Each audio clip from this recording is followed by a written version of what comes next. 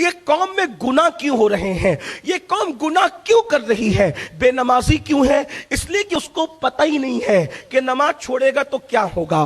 شراب کیوں پی رہا ہے, اس کو پتہ ہی نہیں ہے کہ شراب پیے گا تو کیا ہوگا. ماں باپ کی نافرمانی کیوں کر رہا ہے, اس کو پتہ نہیں ہے ماں باپ کی نافرمانی کرے گا تو کیا ہوگا. اب آج کی محفل میں میں کوئی رونا رونے کی بجائے ایک سولوشن آپ کے سامنے رکھنا چاہتا ہوں, ایک حل آپ کے سامنے رکھنا چاہتا ہوں. سارے گناہوں کی اور برائیوں کی جڑ جہالت ہے, یعنی علم دین سے دوری ہے. تو پہلے کام آپ یہ کریں کہ ایک جلسے میں 1 گھنٹے سوا گھنٹے کی تقریر میں آپ کو پورا علم سکھایا نہیں جا سکتا, تو آپ خود بھی اور اپنے بچوں کو بھی خود قرآن سیکھو, خود حدیث سیکھو اور اس پر عمل کرنے کی کوشش کرو. میرا یقین کہتا ہے, میرا دل کہتا ہے, میرا ایمان کہتا ہے, جس دن مسلمان کو پتا چل جائے گا کہ نماز چھوڑنے کا وبال کیا ہے. دیکھو مسلمان بہت سچی قوم ہے, یہ قوم مسلم جیسی قوم پشت زمین نے چشم فلک نے کبھی نہیں دیکھا. بس اس قوم کو صحیح بات بتانے کی ضرورت ہے, یہ قوم کو تک صحیح بات پہنچ جاتی ہے, یہ قوم سدھر جاتی ہے. معلوم نہیں ہے تو گناہ ہے, معلوم ہو جاتے تو لوگ گناہ نہیں کرتے, کیونکہ میرا اللہ خود قرآن میں کہتا ہے وَذَكِّرْ فَإِنَّ الذِّكْرَىٰ تَنفَعُ الْمُؤْمِنِينَ, کہ مومنوں کو نصیحت کرو, کہ نصیحت کرنے سے مومنوں کو فائدہ ہوتا ہے. اسی لیے جلسے منعقد ہوتے ہیں. اب آئیے ذرا 2-3 باتیں کر لیتے ہیں کہ نماز چھوڑنے کا نقصان کیا ہے. علم آپ کو نہیں ہے, آپ میں کے بہت سارے میرے بھائی میری بہنیں ان کو علم نہیں ہے نماز چھوڑنے کا نقصان کیا ہے. آئیے بہت نقصانات ہیں نماز چھوڑنے کے, میں 1-2 نقصان بتاتا ہوں, اور میرا دل کہتا ہے اللہ پہ امید کرتے ہوئے کہ جب مسلمان کو پتا چلے گا نا کہ نماز چھوڑنے کا نقصان کیا ہے, یقین جانیں کوئی مسلمان جو ہے نماز نہیں چھوڑے گا. کیوں؟ اس لیے کہ نماز چھوڑنے کا نقصان بتایا کس نے؟ اللہ کے رسول نے, ہمارے آقا نے, مصطفیٰ جان رحمت نے, غیب داں نبی نے. اس لیے کہ میں جانتا ہوں یہ میری قوم اللہ اکبر اپنے نبی سے اتنی محبت کرتی ہے کہ نبی کے نام پر یہ اپنی جان تک قربان کر سکتی ہے. ارے جب نبی کے نام پہ جان قربان کر سکتے ہیں تو نبی کے نام پہ وقت کیوں نہیں قربان کر سکتے؟ لیکن پتہ نہیں ہے. تو آئیے نماز سے شروع کرتے ہیں. اللہ اکبر. میرے آقا علیہ الصلوۃ والتسلیم کے پیارے دیوانوں, جیسے کسی ملک میں رہنے کے لیے ایک قانون ہوتا ہے, کسی ملک میں رہنے کے لیے قانون ہوتا ہے. کیا قانون ہوتا ہے؟ سب سے بڑا قانون ملک میں رہنے کے لیے ہوتا ہے کہ جو جس ملک میں رہے گا اس ملک کا وفادار بن کر کے رہے گا. ٹھیک ہے, یہ قانون ہے ملک کا. اگر کہ کوئی بندہ سگنل توڑ دے, یہ گناہ ہے, جرم ہے ملک کے قانون میں, لیکن سگنل توڑنے والا ملک میں رہ سکتا ہے. اس کو ملک سے کوئی باہر پینلٹی بھر دی جائے, ٹھیک ہے, پکڑ لیا جائے. اسی طرح ملک میں رہنے کا ایک قانون جو ملک میں جو ہے وہ مزید قوانین ہوتے ہیں الگ الگ. بائک چلانا ہے تو ہیلمٹ پہننا ہے, نہیں پہنا پینلٹی لگے گی, لیکن ملک میں رہ سکتا ہے. صحیح ہے, یہ سب چھوٹے چھوٹے جرائم ہیں. لیکن ملک میں کون نہیں رہ سکتا؟ تو کہا جو ملک سے غداری کرے گا, ملک سے بے وفائی کرے گا, چاہے کتنے ہی بڑے باپ کا بیٹا ہو, اس کو ملک میں رہنے کا حق, غدار کو ملک میں رہنے کا حق. اگر کوئی شخص ہمارے ملک کی جاسوسی پڑوسی ملک میں جا کر کے کرے تو ہم اس کے بارے میں یہ کہیں گے اس کو پھانسی پہ چڑھاؤ. صحیح, یہ ملک میں رہنے کے قابل کیوں؟ کیونکہ اس نے کیا کی ہے؟ غداری کی. کیا کی ہے؟ غداری کی. ملک سے غداری کرنے والا ملک میں رہنے کے قابل بولے نہیں ہے. تو جیسے ہر ملک کا ایک قانون ہے اور سارے ممالک کا قانون یہی کہتا ہے کہ جو جس ملک میں رہتا ہے اس ملک کا وفادار بن کر کے رہے. ملک کا غدار ملک میں نہیں رہ سکتا, وہ اس ملک کا باشندہ ہو ہی نہیں سکتا. تو اسی طرح جیسے ملک میں رہنے کے لیے ملک کی وفاداری ضروری ہے, ویسے مسلمان رہنے کے لیے اللہ کی بارگاہ میں سجدہ ضروری ہے. یہ سجدہ کیا ہے؟ اللہ کو سجدے کی ضرورت نہیں ہے. جب کوئی سجدہ کرنے والا نہیں تھا تو بھی وہ اللہ اسی شان کے ساتھ تھا جیسا کہ اس کی شان ہے, اور جب کوئی سجدہ کرنے والا نہیں رہے گا تو بھی وہ اللہ رہے گا اسی شان کے ساتھ جیسا کہ اس کی شان ہے. اللہ کو ہمارے سجدوں کی ضرورت نہیں ہے. پھر سجدہ کیوں کرواتا ہے؟ سجدہ اس لیے کرواتا ہے تاکہ لوگوں کو دکھائے کہ اس کا وفادار کون ہے اور اس کا غدار کون ہے.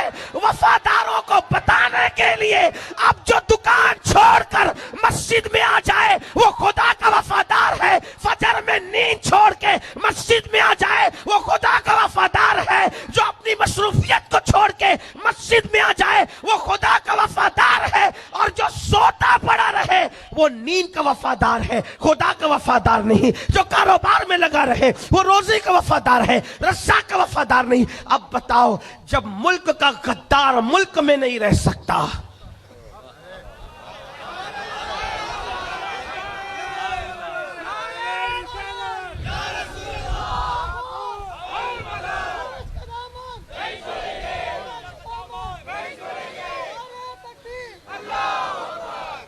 جب ملک کا غدار ملک میں نہیں رہ سکتا تو خدا و رسول کا غدار اسلام میں کیسے رہ سکتا ہے؟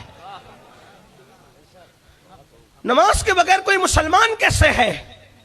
آپ کہیں گے یہ کیا بات ہوئی؟ میں نے کہا حدیث ہے.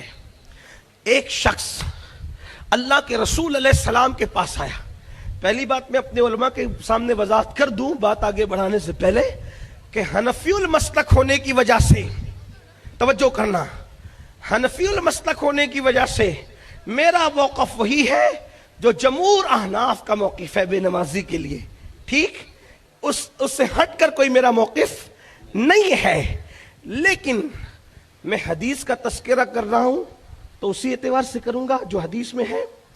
ایک شخص رسول اللہ صلی اللہ علیہ وآلہ وسلم کے پاس آیا اور کہنے لگا, یا رسول اللہ صلی اللہ علیہ وآلہ وسلم, میں آپ کے دین اور آپ کے مذہب کی حقانیت کو جان چکا ہوں اور میں ہونا چاہتا ہوں مسلمان, لیکن آپ کے مذہب میں روزہ ہے, حج ہے, زکوٰۃ ہے, صدقہ ہے, پڑوسی کے حقوق ہے, یہ ہے, یہ ہے, یہ ہے, یہ ہے, یہ, میں اتنا سب نہیں کر سکتا.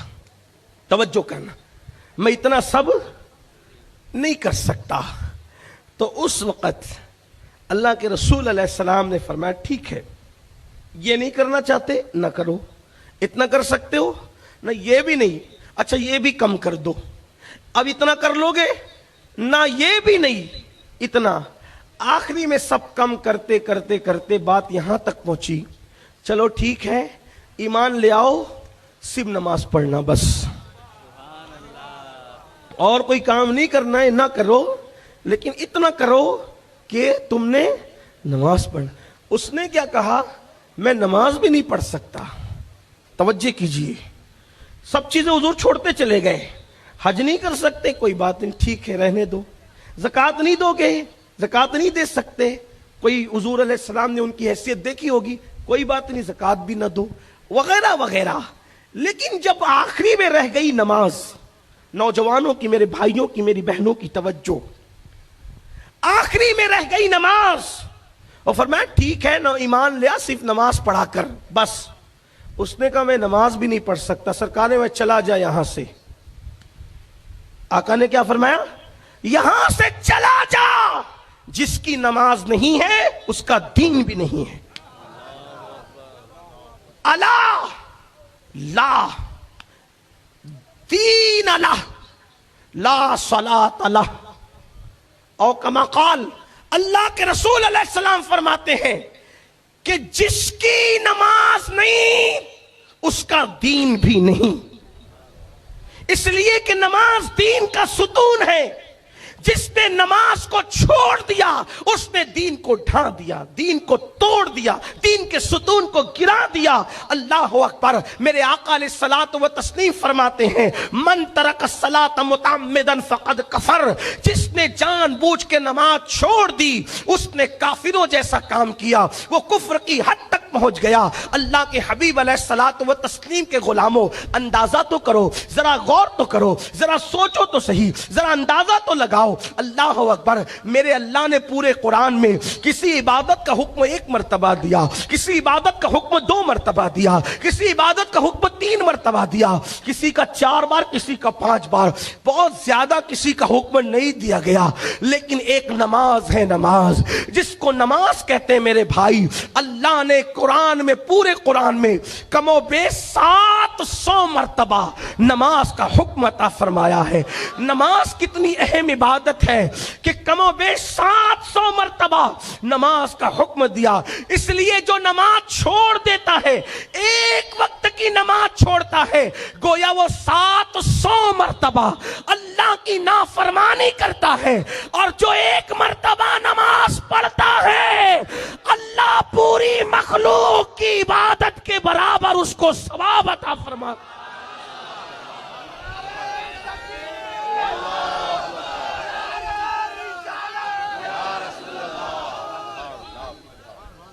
آپ سمجھو پوری مخلوق میں فرشتے بھی آ گئے، پوری مخلوق میں جنات بھی آ گئے، پوری مخلوق میں چوٹی، شجر، حجر، درخت، پتے، پتھر، دریا، سب کچھ آ گئے۔